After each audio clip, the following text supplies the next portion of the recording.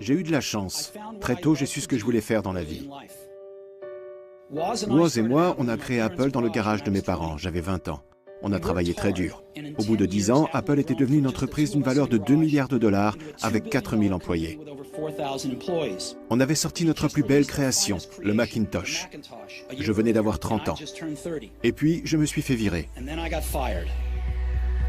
Comment peut-on se faire virer d'une entreprise qu'on a fondée? À 30 ans, je me suis retrouvé sur la touche, au vu et au su de tout le monde.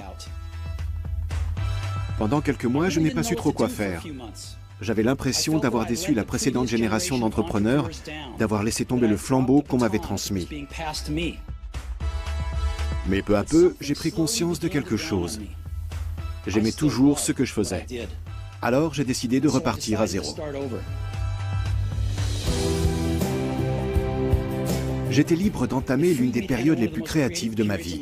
Dans les 5 années qui ont suivi, j'ai créé 2 entreprises, Next et Pixar. Et je suis tombé amoureux d'une femme extraordinaire qui allait devenir mon épouse. Apple a racheté Next, je suis retourné chez Apple. Et la technologie qu'on avait développée chez Next est au cœur de sa renaissance actuelle. Aujourd'hui, on dirait qu'ils ont fait leur grand retour avec Pixar. Je suis persuadé que si j'ai tenu le coup, c'est parce que j'aimais mon métier. Il faut trouver ce que vous aimez faire. Votre travail représentera une grande partie de votre vie. Le seul moyen d'être vraiment heureux, c'est de faire ce que vous pensez être de l'excellent travail. J'admire tellement ce gars. J'ai beaucoup d'affection pour lui en tant qu'être humain. Le seul moyen de bien travailler, c'est d'aimer ce que vous faites. Ce qui a rendu Apple incontournable, c'est notamment le fait que depuis le début, cette entreprise a été bâtie avec le cœur.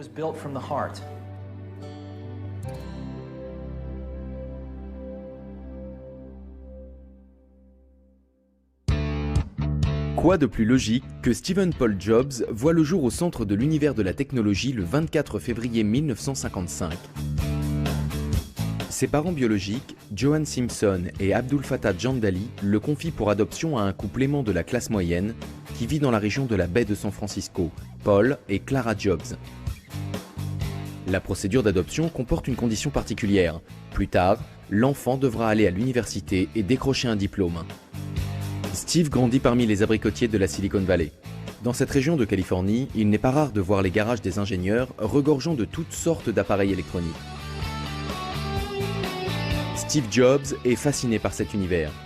En 1969, il fait la connaissance d'un petit génie de l'informatique qui partage son intérêt pour l'électronique, Steven Wozniak, communément surnommé Woz. Les 2 adolescents deviennent immédiatement amis. Ils ont une passion commune pour tout ce qui touche à la technologie. On s'est rencontrés dans la rue, si je me souviens bien. On a commencé à se raconter les blagues qu'on avait faites, à parler de ce qu'on avait bidouillé en électronique. Moi, j'ai fait ci, moi, j'ai conçu ces ordinateurs-là. Ça a tout de suite accroché entre nous. Ses parents biologiques ayant décidé à l'avance qu'il ferait des études, l'université a toujours fait partie de ses projets. Une fois en âge d'aller à la faculté, Steve Jobs choisit l'université de Reeds dans l'Oregon. Ce sont des études qui coûtent cher. C'est pourquoi Steve n'y restera qu'un semestre. Mais il reste quand même encore présent sur le campus. Il assiste uniquement aux cours qui l'intéressent et pique sa curiosité. Sans domicile fixe ni chambre à la résidence universitaire, il passe de nombreuses nuits à dormir par terre chez des amis et ramène des canettes de soda et des bouteilles à la consigne pour gagner quelques dollars. Il prend ses repas au centre Hare Krishna. Il passe alors beaucoup de temps à étudier le mysticisme oriental et adopte d'étranges régimes alimentaires. Il jeûne ou ne se nourrit que de fruits. À 19 ans, il se rend même en Inde avec un ami en quête d'illumination spirituelle. Cette expérience le marquera à vie. Une fois de retour dans la Silicon Valley, Steve passe son temps avec Woz qui travaille sur une carte mère d'ordinateur. Ce dernier, qui est l'un des membres fondateurs du Homebrew Computer Club, voudrait bien concevoir son propre ordinateur. À l'époque, ce n'est qu'un circuit imprimé, mais l'idée a beaucoup de potentiel. Steve remarque que pas mal de gens sont intéressés par le travail brillant de son ami et lui suggère de vendre la carte mère. Apple est né. Je me baladais en essayant de revendre des cartes mères et je suis entré dans la première boutique de vélo de Mountain View. Paul Torrell, le propriétaire de la boutique à l'époque, m'a dit qu'il aimerait acheter 50 de ses ordinateurs. Là, j'ai vu les billets danser devant mes yeux. Mais il y avait une condition. Les ordinateurs devaient être montés et testés, prêts à être utilisés. C'était nouveau. On a passé 5 jours au téléphone pour convaincre les distributeurs locaux de nous donner pour 10 000 $ de pièces électroniques, sans garantie, simplement parce qu'on y croyait. On a obtenu les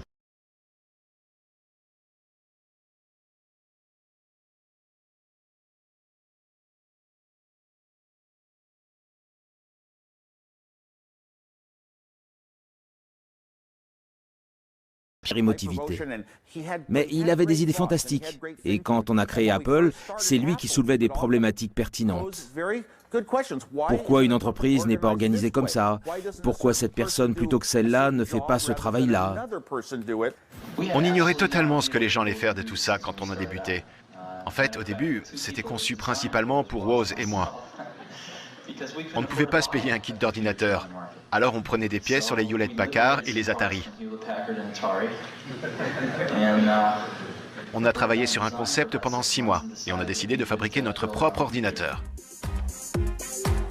La première année, l'entreprise Apple ne se trouve pas dans les bureaux de la Silicon Valley, mais dans le petit garage poussiéreux de Steve, à Cupertino, en Californie. Là, ils assemblent des cartes mères à la va-vite et les amènent à des boutiques informatiques locales pour faire plus de ventes. Pendant ce temps, Woz travaille sur un nouvel ordinateur beaucoup plus sophistiqué, l'Apple II, qu'il termine en 1977. Les deux hommes savent que l'Apple II est une machine révolutionnaire, beaucoup plus avancée que tout ce qui est commercialisé à l'époque. Steve part immédiatement à la recherche de sociétés de capital risque pour investir dans le projet et développer le produit sur le marché. Finalement, un accord est conclu avec Mike Markula, un ancien cadre chez Intel qui se montre très enthousiaste. Mike va investir pratiquement 250 000 $ dans leur entreprise. Steve et Woz espèrent ainsi qu'elle fera un jour partie des 500 firmes américaines les plus prospères. Mike leur prédit que cela se produira d'ici seulement 2 ans. L'avenir lui donnera raison.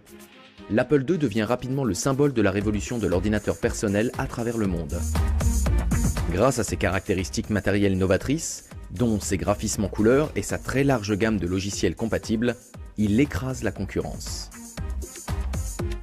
On n'a encore qu'une vague idée de ce que ça peut donner. Je vais prendre un exemple. Qui parmi vous a déjà utilisé VisiCalc? Ça fait pas mal de monde. Chez Apple, chaque secrétaire dispose désormais d'un ordinateur Apple sur son bureau. Et toutes effectuent leurs travaux de traitement de texte avec. Elles ont quand même du mérite quand on voit le logiciel qui est sorti. Ils font aussi beaucoup de modélisation financière sur ces machines. Steve tenait avant tout à créer des entreprises et faire de l'argent, parce que c'est comme ça qu'on devient important. Alors que moi, je voulais simplement développer des petits produits. Ce qui est bien plus important que d'élaborer un produit, c'est que nous sommes en train de structurer une entreprise.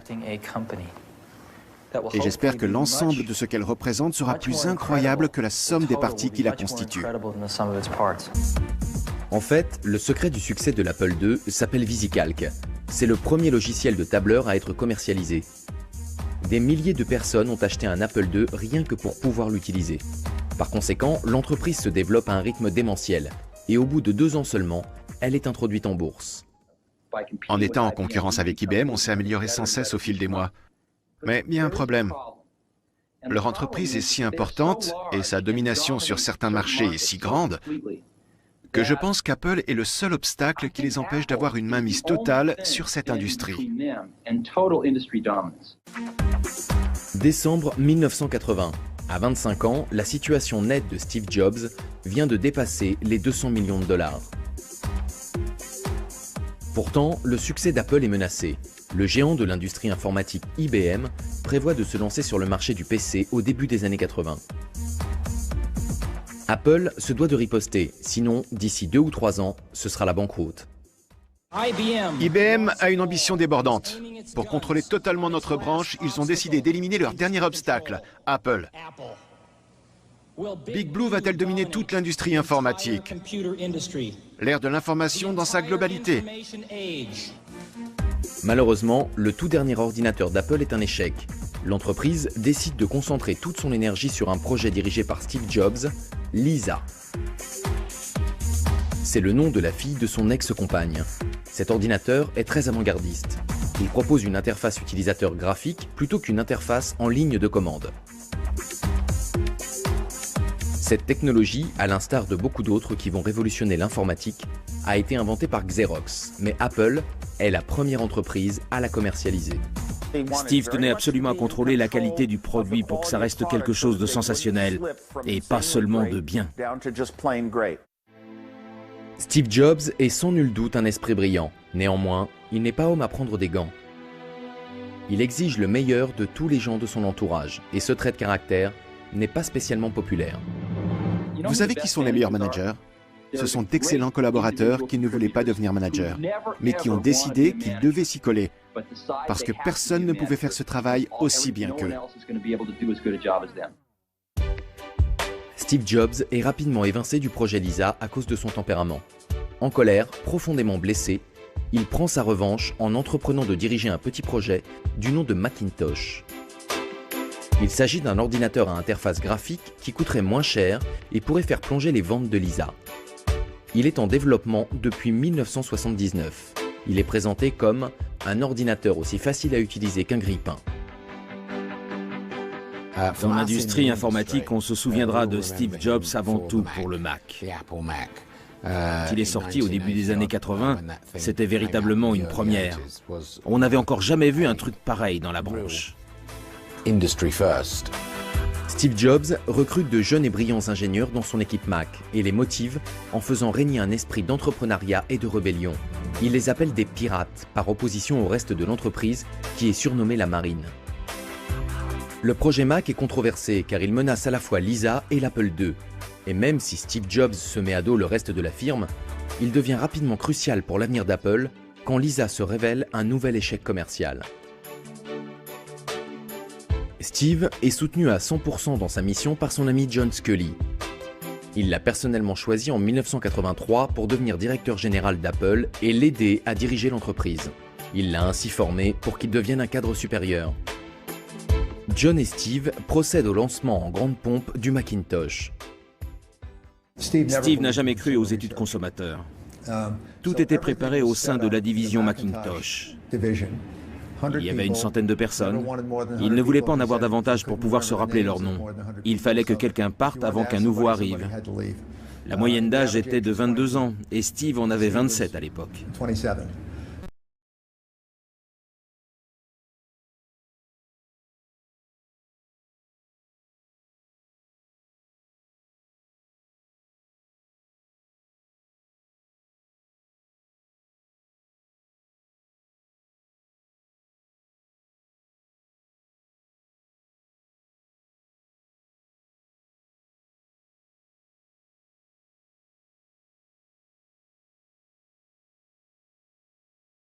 John Sculley.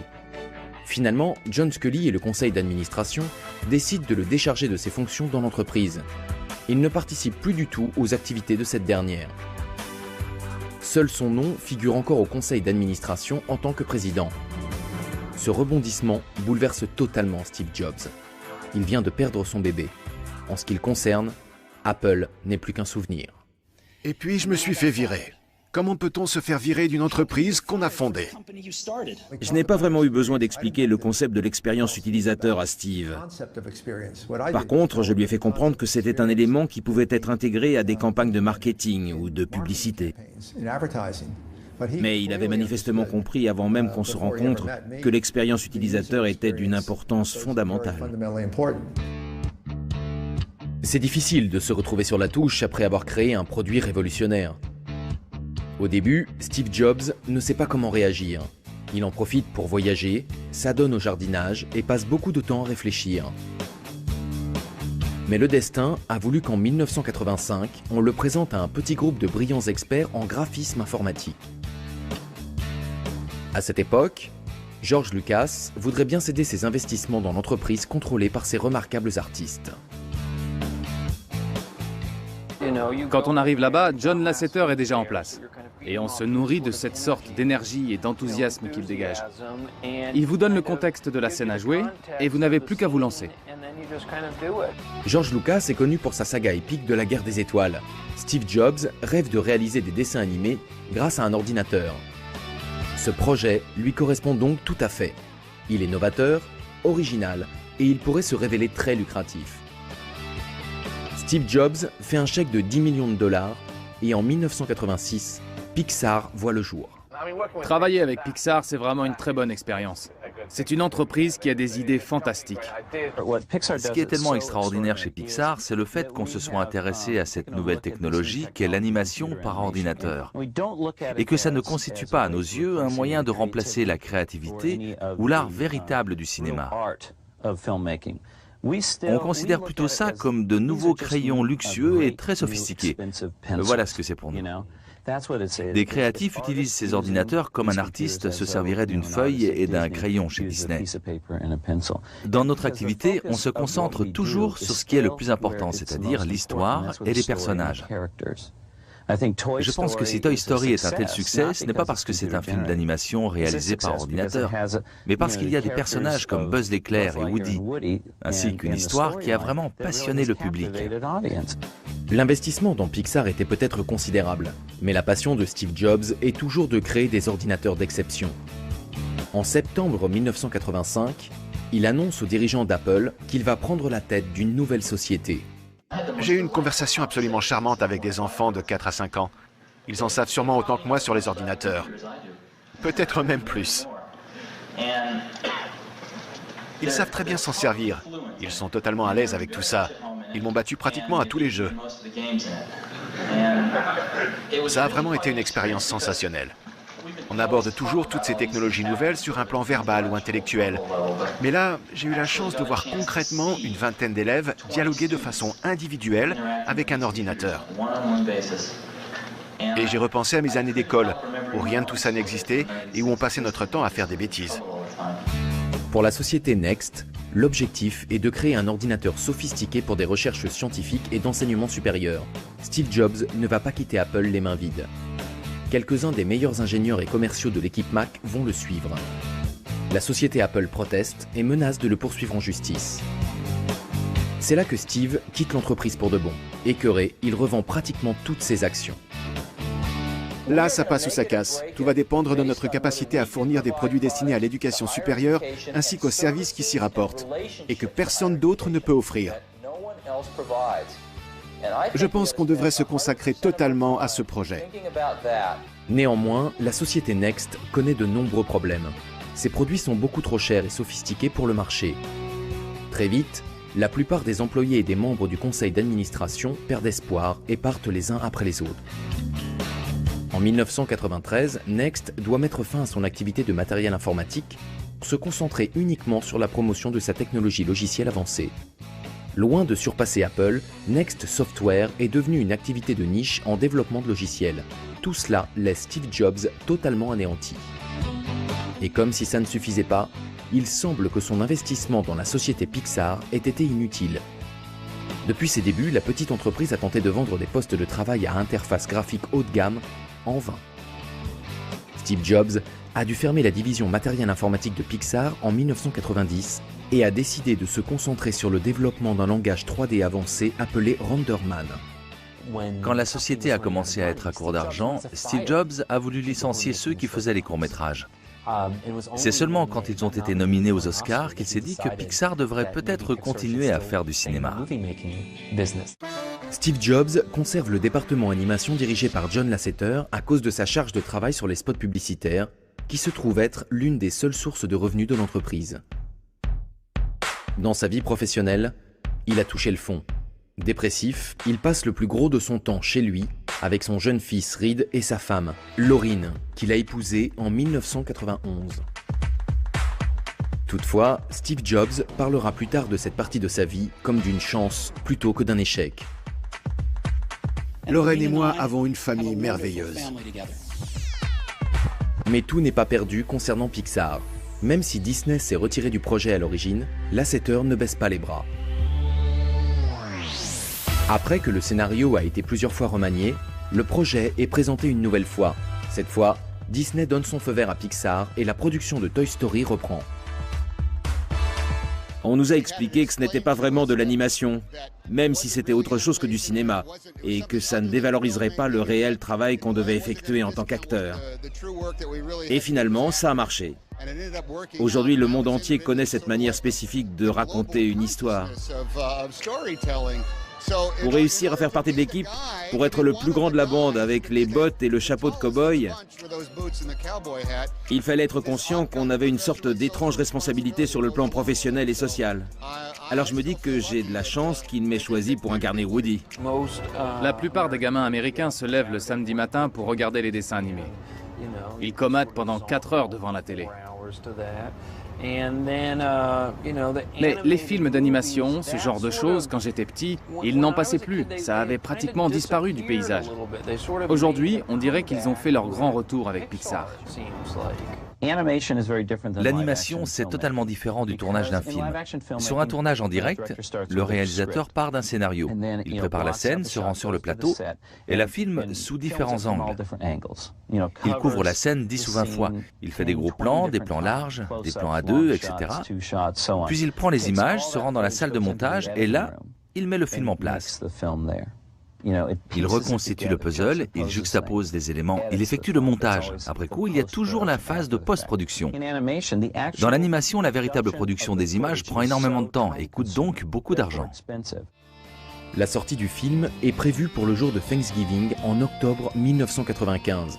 Alors que la date approche, Steve Jobs prend conscience de l'incroyable pouvoir de la marque Disney. Il décide d'introduire en bourse la société Pixar la semaine suivant la sortie de Toy Story, afin de profiter du buzz médiatique autour du premier film d'animation réalisé sur ordinateur de l'histoire du cinéma. C'est un coup de maître. L'animation est quelque chose qui a une importance extraordinaire pour la société Walt Disney, et ce depuis le début. Pixar est l'entreprise la plus réputée en matière de réalisation de films d'animation. Le succès de Toy Story au box-office n'est surpassé que par celui des actions de Pixar à Wall Street.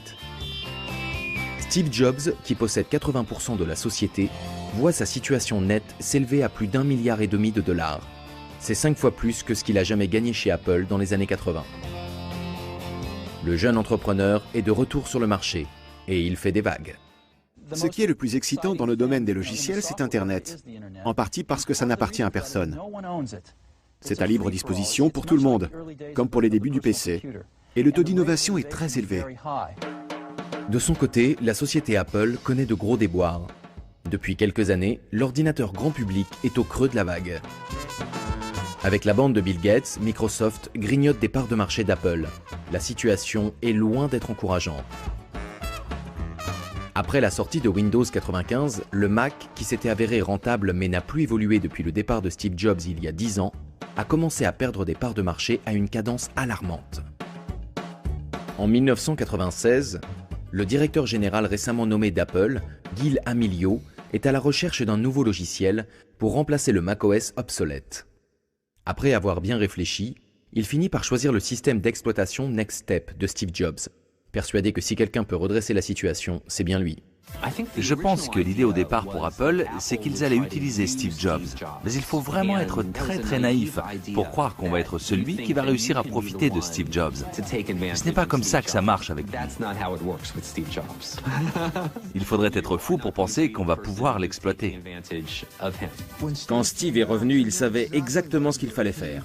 Il a annulé les contrats de licence et a fait en sorte que les choses redeviennent les mêmes qu'à l'époque où il dirigeait Apple. Bill Gates se sent immédiatement menacé et tente comme il peut de mettre un terme au projet. Il appelle Gil Amelio à plusieurs reprises, mais personne ne l'écoute.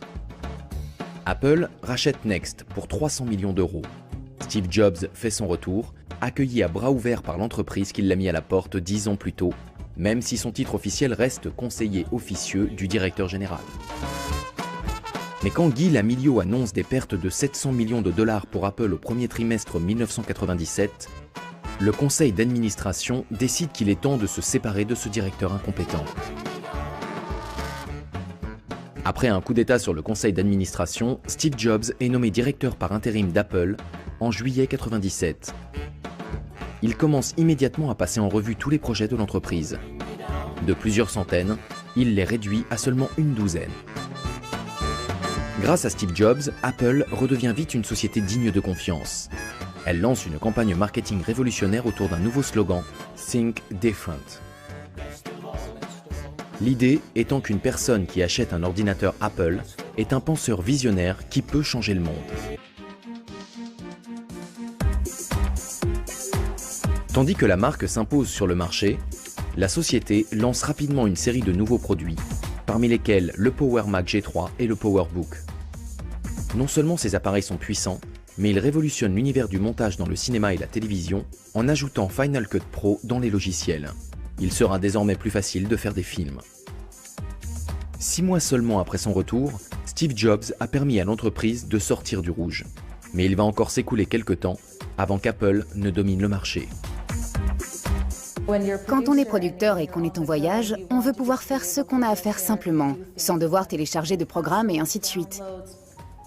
Il faut aussi pouvoir travailler sans faire planter tout le système de montage. Le logiciel Final Cut nous facilite vraiment les choses. Tout se passe de façon beaucoup plus fluide quand il s'agit de réorganiser les prises de vue et de monter le programme.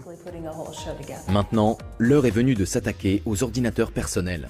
Le nouveau système affiche un look spectaculaire et inédit, et sa simplicité est telle que même un enfant saurait s'en servir. Voici l'iMac. Sorti en mai 1998, c'est le premier produit Apple réellement novateur depuis le premier Macintosh en 1984. L'incroyable design translucide de l'iMac impressionne toute l'industrie du PC qui n'avait produit durant la décennie précédente que des unités noires ou beiges munies de cordons électriques. Vous savez, les choses que j'ai accomplies dans ma vie, comme ce qu'on fait aujourd'hui chez Pixar, c'est du travail. Du travail d'équipe. On ne fait pas ça tout seul. Il faut avoir une équipe extraordinaire à ses côtés. C'est comme si on essayait d'escalader une montagne avec d'autres personnes. Il y a beaucoup de choses à amener au sommet et on ne peut pas y arriver tout seul. Tout a commencé quand j'ai entendu parler de cet incroyable groupe d'experts en graphisme informatique que George Lucas avait réuni chez Lucasfilm. À l'époque, il avait dans l'intention de céder ce département. Je suis allé là-bas pour voir ce qu'il faisait et j'ai fait la connaissance du directeur de ce groupe, le Dr Ed Catmull. Ed m'a parlé de son rêve, qui était de réaliser un jour le premier film d'animation sur ordinateur. Il m'a montré sur quoi travaillait son équipe. Je suis resté sidéré. J'avais beaucoup travaillé sur les graphismes informatiques avec le Macintosh et l'imprimante laser LaserWriter, mais là, ça allait bien au-delà de tout ce que je connaissais. On peut choisir parmi plusieurs couleurs vives, et en plus, on peut désormais tout faire avec un seul ordinateur. L'iMac se vend comme des petits pains. Apple continue d'innover dans le design en 1998 et 1999 avec l'iMac en couleur et l'ordinateur portable iBook.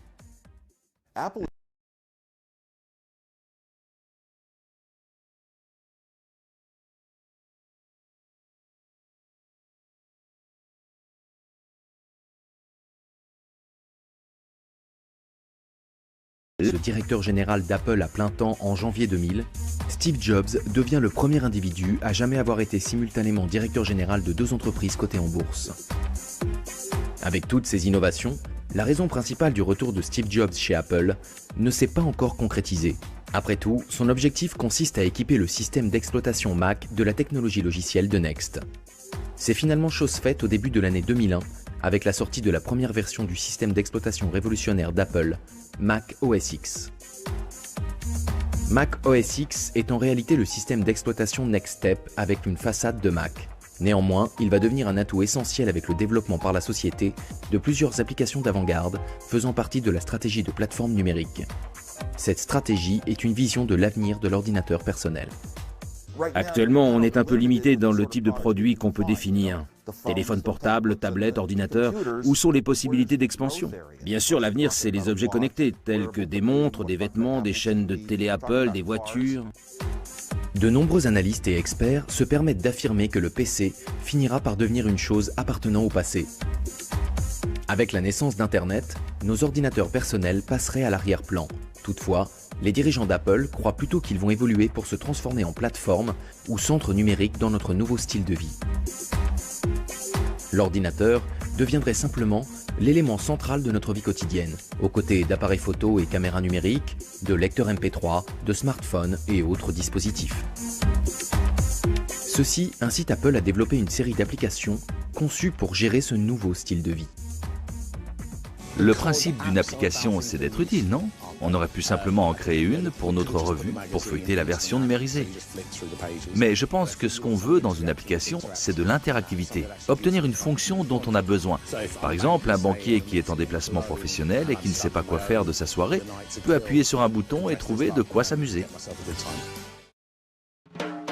Il fait référence à un terme associé à des programmes ordinaires du quotidien qui nous aident à gérer notre vie, les applis.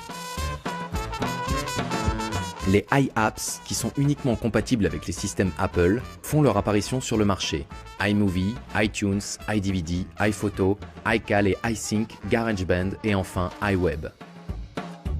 Si on revient au premier Mac en 1984, avec sa mémoire vive de 128 kg, il y avait 400 sous-routines exécutées depuis cette dernière. Seules ces sous-routines permettaient de créer une application, et fatalement, toutes les applications finissaient par se ressembler. C'était toujours les mêmes boîtes de dialogue, les mêmes menus déroulants, même police. Maintenant, regardez le système d'exploitation mobile Android aujourd'hui, et les applications qui sortent sur Android. Certaines applications utilisent une convention et certaines en utilisent une autre. Android est-il un bon produit? Mieux que ça, c'est un produit fantastique. Mais il n'a pas la même discipline et la même rigueur qu'un produit Apple conçu par Steve Jobs. Les iApps sont une manœuvre stratégique dans le plan global d'Apple visant à gagner des parts de marché sur le PC. En effet, il n'existe pas de solution équivalente sur la plateforme Windows. Ça marche, tout simplement. On allume l'ordinateur et voilà, ça marche. Contrairement au PC où il faut télécharger des antivirus, des applications, des mises à jour, chaque fois qu'on le met en route. Le Macintosh, on l'allume et tout est prêt. Il n'y a plus qu'à travailler. N'importe qui peut s'en servir à n'importe quel âge. Il suffit de le mettre en route et en quelques minutes, on peut être productif. Malheureusement, le montage vidéo sur ordinateur ne devient pas aussi populaire que Steve Jobs l'avait prévu. Il tourne alors son attention vers la musique numérique. Ce projet très en vogue a été lancé par Napster et Apple tient avant tout à se mettre à la page. À sa sortie, l'iPod écrase la concurrence. Il est simple d'aspect, il a un look unique et surtout, il est tout fin et très facile à utiliser. Dès le départ, il est numéro 1 des ventes. Pour la première fois, ce n'est pas pour l'informatique personnelle que les gens achètent un Mac, mais pour avoir le minuscule lecteur MP3 qui rentre dans la poche. Apple profite de ce succès d'abord en rendant compatible le lecteur Windows, puis en persuadant les maisons de disques de vendre leurs chansons sur iTunes. Quand arrive l'année 2006, iTunes et l'iPod sont devenus les leaders incontestés de la nouvelle ère de la musique numérique. Cette même année, une étape importante est franchie quand les revenus d'Apple provenant de la vente d'iPod atteignent le niveau de ceux provenant de la vente d'ordinateurs. Pour la première fois dans l'histoire, l'entreprise créée dans la petite ville de Cupertino en Californie a quitté ses marchés de niche pour devenir un acteur aussi influent dans l'électronique grand public que Microsoft dans le domaine du PC, avec une part de marché de 75%. L'année 2006 sera cruciale pour Apple à 3 points de vue. Premièrement, il y a le succès du Mac. Les ventes décollent enfin et après plusieurs années de lutte pour regagner des parts de marché, le taux de croissance du Mac dépasse celui du PC. Plusieurs facteurs expliquent ce changement historique. Pour commencer, évidemment, le succès de l'iPod et les répercussions positives sur la marque Apple. Puis, il y a eu le passage au processeur Intel qui a rendu les Macs plus rapides et moins chers. De plus, pour ceux qui regrettent leur PC avec Windows, pas de problème. Désormais, le Mac peut aussi tourner sous ce système d'exploitation. En regardant la vue d'ensemble, ça aurait été dommage de perdre la guerre, parce qu'on a remporté quelques belles batailles. J'ai l'impression que moi et quelques autres sommes trop concentrés sur les petites batailles. On perd la guerre de vue, et la guerre, c'est la survie. Ça consiste à ne pas se retrouver à court d'argent tant que le produit n'est pas sur le marché. Le progrès le plus important voit le jour en janvier 2007. Le téléphone portable a beaucoup évolué ces dernières années. D'un pavé de la taille d'une brique, on est passé à de tout petits portables à clapet qui tiennent dans un sac à main ou un porte-documents. Quand Steve Jobs présente l'iPhone lors du salon Macworld, c'est incontestablement le dernier cri des produits Apple. Ce n'est pas un simple téléphone portable. La partie matérielle de l'iPhone tourne sous le système d'exploitation complet d'Apple OS X. En outre, sa technologie multitouch et ses fonctions de navigation sur Internet et de lecteur MP3, associées à une interface très simple d'utilisation, en font un smartphone qui a des années-lumière d'avance sur la concurrence. Son arrivée sur le marché bouleverse totalement l'industrie du téléphone. Et ce, jusqu'à l'accord exclusif passé par Apple avec le fournisseur AT&T pour des souscriptions d'abonnement. 3 ans après son lancement, l'iPhone sera entré dans l'histoire comme le tout premier appareil de convergence numérique. C'est comme si on avait à la fois un ordinateur, un iPod et un portable dans sa poche. C'est encore une preuve flagrante qu'Apple délaisse ses activités liées à l'informatique personnelle. Steve Jobs annonce le changement définitif du nom de l'entreprise, Apple Computer Inc., qui va devenir Apple Inc. Ce qui est bien plus important que d'élaborer un produit, c'est que nous sommes en train de structurer une entreprise. Et j'espère que l'ensemble de ce qu'elle représente sera plus incroyable que la somme des parties qui la constituent. L'effort cumulé de plusieurs milliers de décisions que nous allons tous prendre ces 2 prochaines années va définir l'esprit de notre entreprise. Ce qui a rendu Apple incontournable, c'est notamment le fait que depuis le début, cette entreprise a été bâtie avec le cœur. L'iPhone ne se contente pas de battre des records et de lancer un portable ultra populaire sur le marché. Son interface et sa partie matérielle sont une aide pour les personnes handicapées qui peuvent désormais communiquer plus facilement. Mais le succès ne va pas sans quelques drames. Le scandale, dit des stock options antidatés, éclate dans la Silicon Valley quand la pratique est révélée dans un article du Wall Street Journal en 2006. Apple engage rapidement des avocats pour mener une enquête interne sur ses propres comptes. Malgré la découverte de certaines irrégularités, Steve Jobs est blanchi l'année suivante quand la Securities and Exchange Commission établit qu'il n'était pas au courant des implications juridiques ou financières de l'affaire. Le scandale est significatif dans le sens où il soulève la question de ce que deviendrait Apple sans Steve Jobs. Il s'agit peut-être d'un mauvais présage au moment où les problèmes de santé de ce dernier passent au premier plan. En 2003, Steve Jobs apprend qu'il est atteint d'un cancer du pancréas. Apparemment, la tumeur n'est pas mortelle et tout le monde pense qu'après une opération chirurgicale, tout ira bien. Mais en 2008, les gens ne peuvent que constater qu'il a vraiment énormément maigri. Même s'il nie avoir un problème grave, Apple annonce à un public très surpris que son directeur général ne prendra pas la parole pour la keynote de ce qui sera le dernier salon Macworld en 2009. En fait, Steve Jobs a dû prendre un congé de 6 mois pour raison médicale. Il est en attente d'une greffe du foie. La nouvelle de son cancer provoque de nombreux débats sur la nécessité de transparence d'une société anonyme concernant la santé de son directeur général, plus particulièrement quand ce dernier est aussi important pour sa valeur marchande que Steve Jobs l'est pour Apple. Après avoir subi une greffe du foie, Steve Jobs est en rémission. En 2010, il fait un retour très actif en tant que directeur général. En nette contradiction avec l'année précédente, il prend la parole lors de plusieurs conventions Apple et surprend à plusieurs reprises la planète avec des produits incroyablement novateurs. Voici à quoi ça ressemble. C'est très fin. Simplement comme ça. Le monde de l'informatique envisageait depuis longtemps de produire une tablette. Naturellement, la première à sortir est celle d'Apple. Le lancement de l'iPad provoque des scènes d'hystérie collective. Le public trépigne et les files d'attente s'allongent. Tout comme pour ses prédécesseurs, l'iPod et l'iPhone, tout le monde veut en avoir un.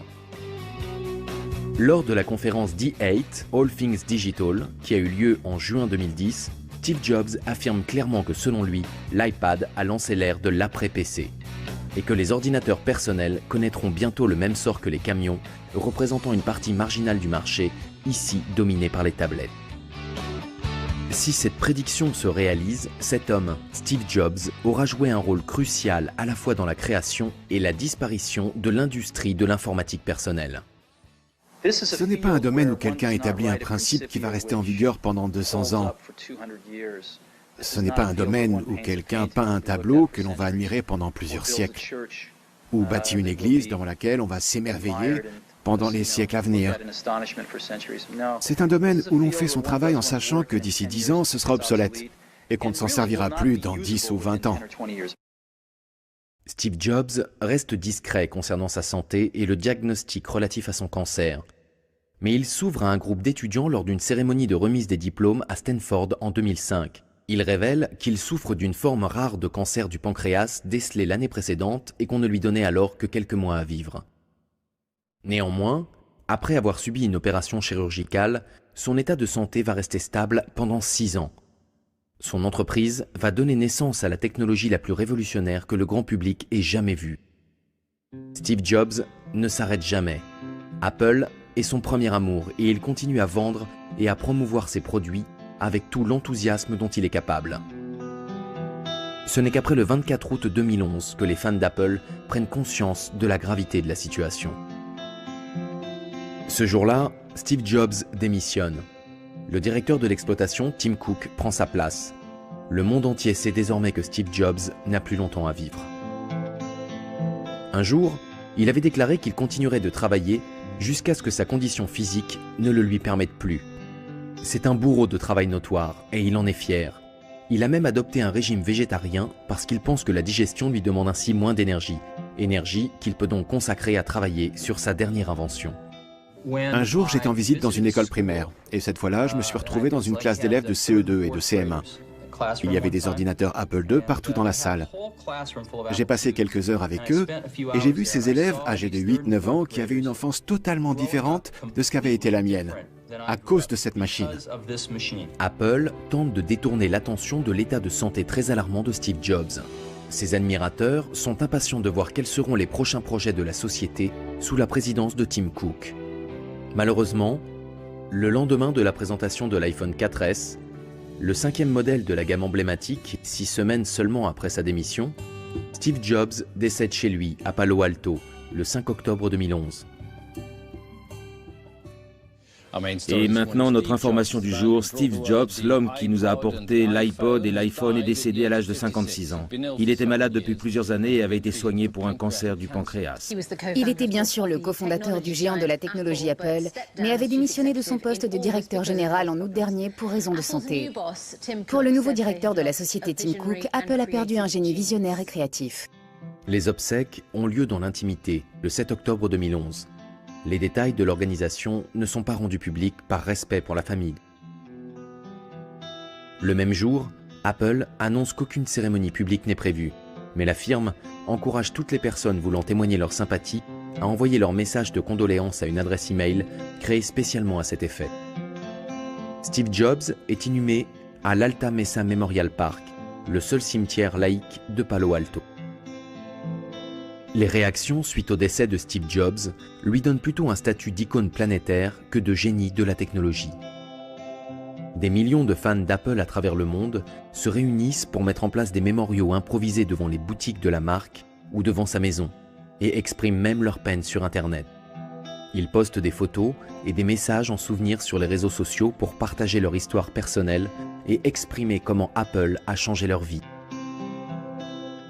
L'œuvre de Steve Jobs a réellement eu un impact pour les gens aux 4 coins de la planète. Désormais, grâce à ses inventions, le monde est connecté. Des hommages pleins d'émotions de la part de nombreux chefs d'État et même de son plus grand rival inondent les appareils multimédia qu'il a contribué à inventer. J'adorais son enthousiasme.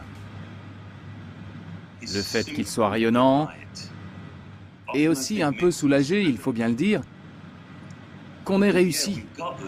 Au bout du compte, on y est arrivé et c'était bien. Vous voyez son sourire d'ici, non? Cette satisfaction d'avoir créé quelque chose de génial pour tout le monde. Le plaisir face à la défaite, face au cynisme. Le refus d'être raisonnable. Le refus de s'entendre dire des centaines de fois « Mais tu n'y arriveras jamais ». C'était un génie de la technologie et du marketing. On pourrait le voir comme un Edison des temps modernes. Je pense que dans 100 ans ou peut-être 200 ans, les gens se souviendront encore de lui et que le genre d'appareil mobile que ce gars a inventé sera encore un important sujet de conversation. C'était mon ami le plus proche et le plus loyal. On a travaillé ensemble pendant presque 15 ans et il se moquait encore de la façon dont je prononçais le mot « aluminium ». Je suis allé le voir quand il était malade, j'ai passé du temps avec lui. Vous avez parlé de quoi? De ce qu'on avait appris. De nos familles, de la pluie et du beau temps. Avec le peu de formation qu'il avait dans la technologie, ça prouve bien que le design peut mener à tout. Il nous a apporté des produits sensationnels grâce à ça. Il savait très bien comment faire la promotion d'une marque. Il avait très bien compris ce qu'il fallait faire. C'était quelqu'un qui avait un sens inné du marketing, un don absolument incroyable. Pendant 2 semaines, on s'est tous demandé comment on allait te faire nos adieux. Ce matin, je voudrais simplement terminer en disant merci Steve.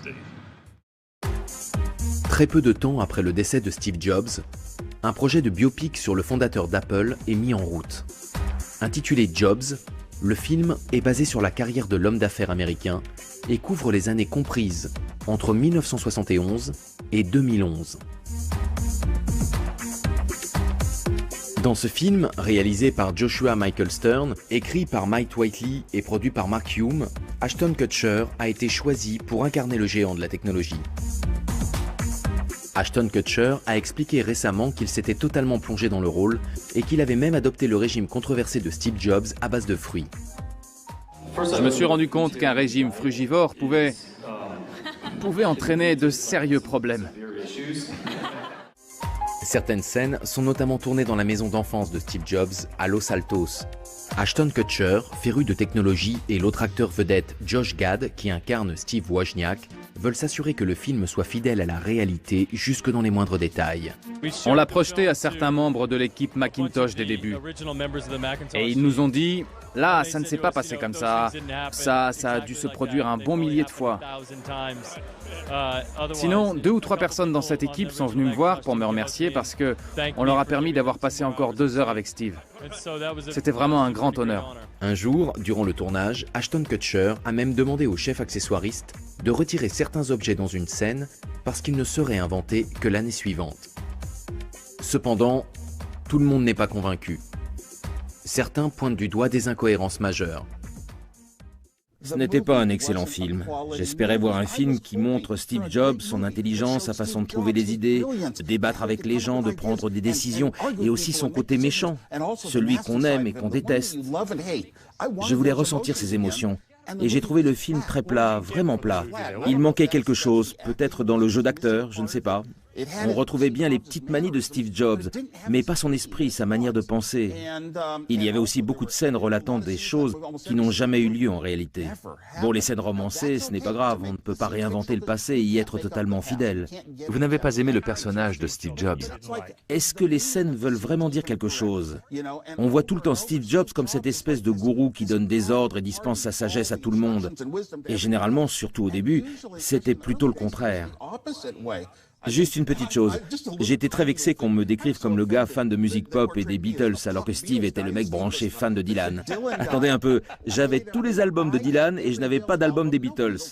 Toutes les scènes ayant trait à Apple et à l'informatique n'ont rien à voir avec la réalité. Quand j'ai quitté la boîte, ça ne s'est pas passé comme ça, comme ils l'ont montré dans le film, jouant sur la corde sensible. Il ne m'a pas touché, il y a juste 3 petites blagues qui m'ont fait rire. Il semblerait qu'un nouveau film officiel sur Steve Jobs soit en chantier. Il serait chapeauté par Aaron Sorkin, créateur de la série The Newsroom et basé sur la biographie officielle de Walter Isaacson.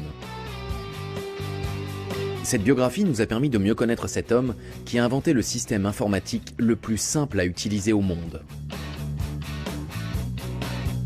Peu après la sortie de cet ouvrage, le monde entier a eu un aperçu de ce qu'était la vie intime et les passions de Steve Jobs, parmi lesquelles son yacht de luxe. Walter Isaacson révèle que Steve Jobs aurait commencé à travailler sur le design de ce bateau après avoir vécu les plus belles vacances de sa vie lors d'une croisière privée. Conscient qu'il ne serait sûrement pas là pour assister à sa mise à l'eau, il a continué à se consacrer à sa conception jusqu'en 2010. Il m'a montré le bateau sur lequel il travaillait et m'a dit à quel point il était impatient de monter dessus, même si on savait tous les deux qu'il y avait de grandes chances que cela n'arrive jamais. Il n'a pas abandonné la construction pour autant. Non, bien sûr, sachant en plus que penser à la mort qui approche n'a jamais favorisé l'élan créatif. Steve Jobs a affirmé qu'il s'était beaucoup amusé pendant la conception du yacht. Il a déclaré « Je sais que je vais peut-être mourir et laisser à Lauryn un bateau à moitié fini, mais il faut que je continue, sinon ce serait comme admettre ma propre mort. » Après son décès, le célèbre designer français Philippe Starck révèle qu'il travaillait sur le projet avec lui et sa femme Lauryn depuis 2005 et qu'il rendait visite au couple une fois par mois pour étudier les différents plans. Il se contente de préciser, sans autre détail, que le projet, que les médias pensaient à tort être un produit Apple, serait assez révolutionnaire.